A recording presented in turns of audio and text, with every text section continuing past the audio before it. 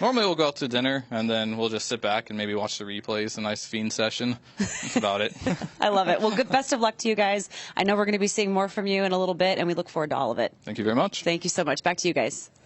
Thank you very much, Casey, and thank you very much to Fear as well. Fantastic to see him in good spirits after the game as well. I was actually expecting him to say after he's finished a game of Dota, he just plays a game of Dota. I thought that was what he would do for relaxation, but nevertheless, fantastic to see him here. Fantastic. He's still got that burning passion, that desire to win. I remember in the film, you remember that burning desire to win the international, how disappointed he was to come out of it, and then obviously having 2 years away. I can't even imagine how much fire is under him right now to bring them a championship and finally crown himself as the international champion. He mentioned a couple of things in that. One is that they're still learning, Malini, in terms of picks and bans and how different teams will pick against them and pick their player or pick their heroes that they want to play at. That's interesting, isn't it? You're always still learning. The game evolves so much, and with I think balance patches coming out fairly often nowadays, and especially huge balance patches, there's always things you need to pick up, different hero pools, different play styles, different item builds, different laning scenarios, and players as experienced as Fear always has things to learn. Okay, that's very interesting. Alan, what do you make of the interview? No, I mean, I think that you saw in that interview, part of the reason why EG is so good, and Matt brought this up earlier, is they're the best team in the world, I think, at learning from their mistakes, both in wins and losses. I mean, Charlie, EG's manager, likes to say this all the time, we lose, we learn. Mm-hmm. And I think that applies to wins as well. It's partly why you never see them get too high after a win, because there's always something that they could have done better in that game. And, Fear talks about the Fiend session. They're going to go back to the hotel. They're going to watch those games, and they're going to say, look, guys, we played a great game too.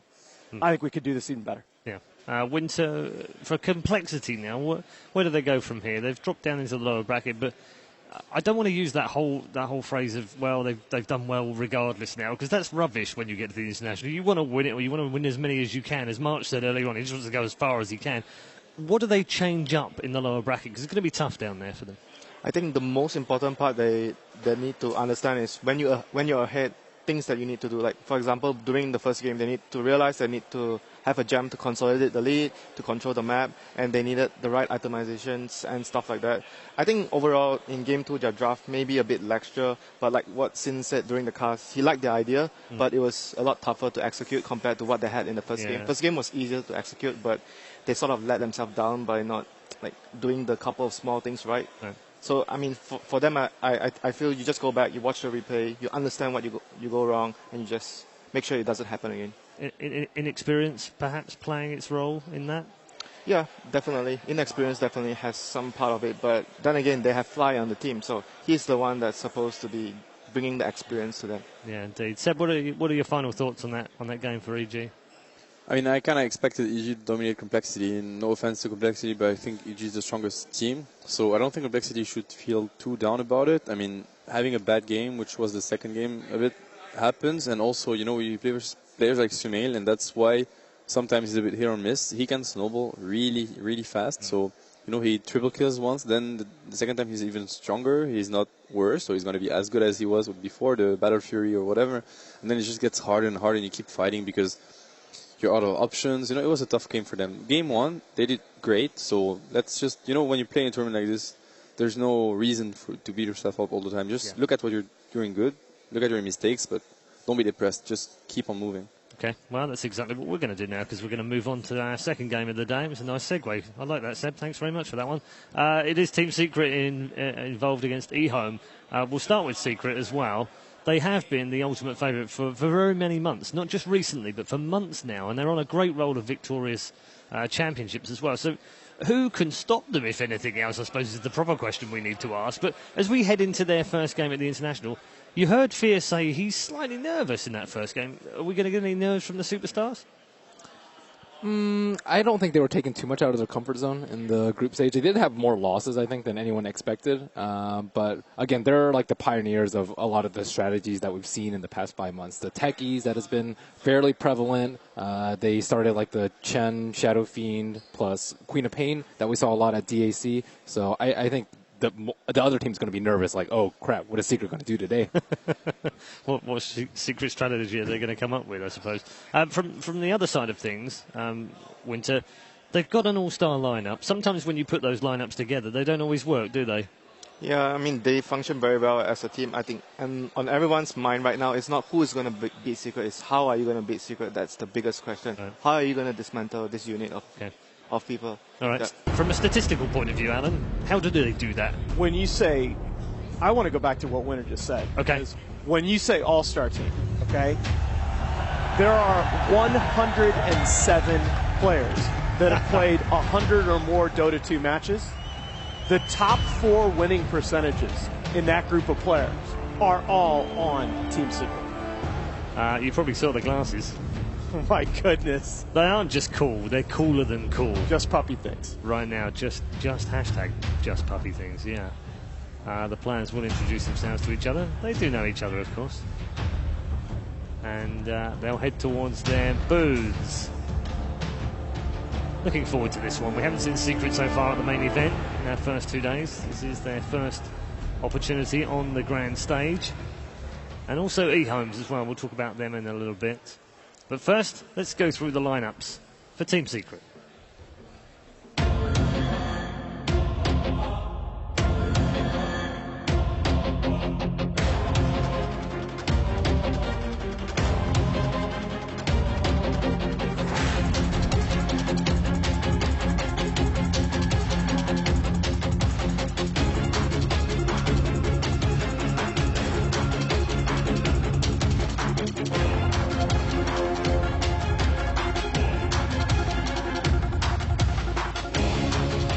They are the team of superstars, 2 previous international champions amongst them as well, heading towards the final, inevitably they feel, and their fans do too, towards the first ever double championship. They will get themselves set up in their booths, and we will talk a little bit more about them, and also talk about eHome. Very interesting story for these guys, Alan, because we've mentioned it before, being those TI1 finalists, and it's a storied franchise in China as well, but they haven't had it all their own way in the recent years, and only really this year have come back to prominence in any way, shape or form.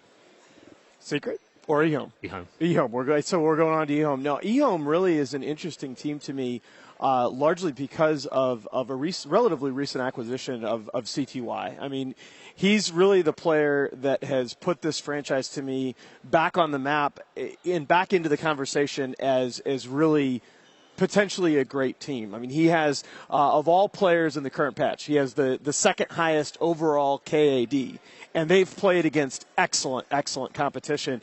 You know, one of the times that we saw Secret drop a game in the group stage, it's because they gave away Leshrak to Maybe from LGD, and he just dominated that mid game. That mid lane. I've never seen S4 lose a lane that hard. CTY is the kind of player that can do just that. Okay, well, let's take a quick look at their lineup and we'll get the thoughts of the rest of our panel.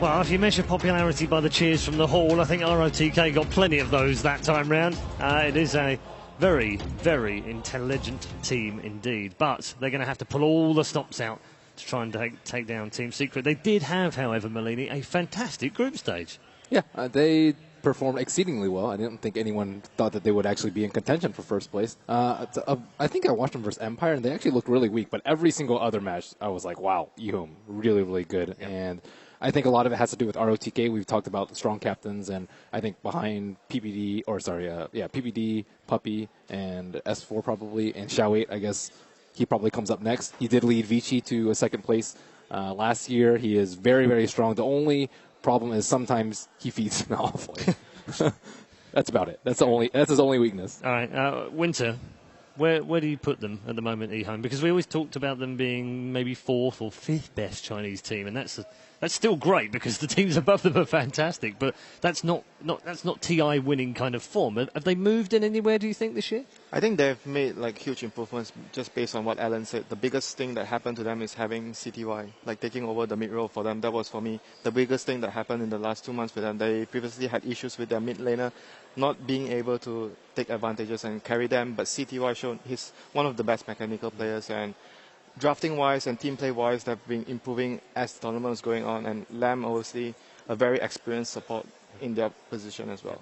Okay. And just to briefly back that up, this was part of the conversation that some of us were having at ESL around the time when it looked like really the Western teams were going to have the advantage. A lot of people were mentioning that some of the Chinese teams really weren't bringing along young players. And when you talk about a team like eHome that's combined CTY with a couple of incredibly strong veterans in LANM and ROTK, this is a recipe for success at a tournament like this. At least on paper, anyway. What's the best matchup you're looking forward to in player-wise or lane-wise? What are you looking forward to? The mid lane is going to be very interesting for sure, but I think it's going to take more than that for eHome to beat Secret, in my opinion. They're going to have to adapt to a whole new play style they haven't faced so far. Right. That's the way I see it, and it's not going to be easy for them.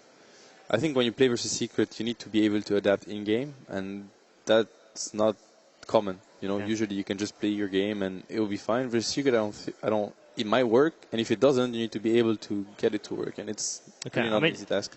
In the sense of where they are ranking-wise right now and recent results, this Team Secret are a heavy favourite for this game. Does that mean they'll probably draft fairly conservatively? Yeah, I don't think eHome has to try anything too crazy. They can they're a very good team. They're super solid. I wouldn't be super surprised. I wouldn't be very surprised if eHome beats Secret or take a map or even win the best of 3. It's going to be tough, but it's definitely doable. Why are you smiling? I just love that question, because when you ask it about what it's going to do, what this team is going to, this is a team that pulled out Blood Secret. All right, let me ask you a different question. Do they have a conservative draft mode? They do, and I've seen them run a couple conservative drafts, but look, the fact is this. Part of the definition of the great team, you don't have to know that much to know you're watching a great team. If you're new to Dota, buckle up.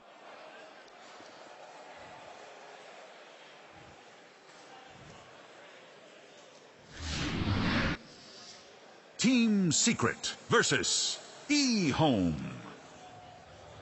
Buckle up indeed and enjoy the ride, because it's draft time in game. Respect Ban versus eHome. It's a strong hero, but it is a hero eHome has been running a lot, and they've been very successful with it. They run it against like any lineup. It's just their mech carrier, their frontliner, their tank. They sometimes run an off lane or safe lane, but yeah, Secret and EG I think are the only ones that really do this like strange second ban that no other team would do. Do you think they are forcing the ban on the gyro as well? Because the Chinese teams, they like to pick Razor against the gyro. That'd probably be the reason that maybe Secret wants to open with a gyro and avoid getting counterpicked by the Razor. I don't really think they're terribly worried about the gyrocopter. Gyrocopter, again, his win rate has decreased as the tournament has progressed, and he has seen his weaknesses. Obviously, we've seen some like dominating performance by like Aggressive and other teams, but I don't think it's priority number one. I think, as usual, they want their hands on Naga. That is like number one priority, I think, for Secret. Yeah, I mean, I think that what we've seen in this team is that a lot of better teams especially have won games consistently by controlling tempo. And once again, Naga is just such a great tempo control. It's going to be a Radiant Shadow Fiend for Secret here. Yeah, and when you talk about Shadow Fiend, Arteezy's, look, Mushi's Shadow Fiend is iconic, but Arteezy's stats on Shadow Fiend are just far and away better than anybody else's. He has the most wins on the hero, highest GPM on the hero. He's just an unbelievable farming SF. Efficiency is what he does best, and Radiant Shadow Fiend is all about efficiency. So eHome, let's see what they want to bring to the table. There's no Queen of Pain to actually dominate the Shadow Fiend in lane. There's still TA. Like, I